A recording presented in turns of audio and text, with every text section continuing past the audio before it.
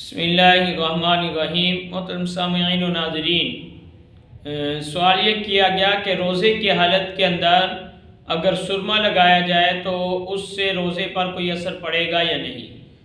تو یہ چیز ذہن میں رہے کہ حدیث پاک کے اندر روزے کے حالت کے اندر سرما لگانے کی اجازت موجود ہے، لہذا اگرچہ اس سرمے کا اثر آپ کو حلق میں دکھائی دیتا ہے کہ آپ تھوکتے ہیں اور دیکھتے ہیں کہ اس میں سرمے کا اثر بھی موجود ہے، لیکن چونکہ حدیث پاک میں اس کی اجازت آ گئی، اس وجہ سے اس سے روزہ نہیں ٹوٹے گا۔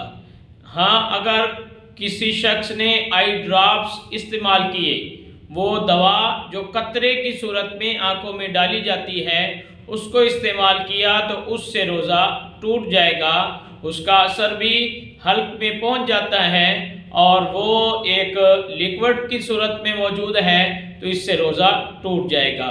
دراصل اس طرح کا جو معاملہ ہوتا ہے اس میں اس زخم کا حکم لگایا جاتا ہے جس زخم سے کوئی بھی ہم دوا وغیرہ ڈالیں تو وہ ڈائریکٹ معدے میں یا دماغ میں پہنچتی ہے، تو اس کا حکم یہ ہوتا ہے کہ اس پر خشک دوا ڈالی جا سکتی ہے اور تر جو ہوگی اس دوا کو وہاں لگانا درست نہیں ہوتا۔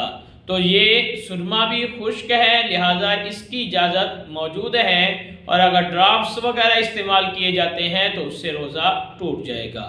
واللہ اعلم بالصواب۔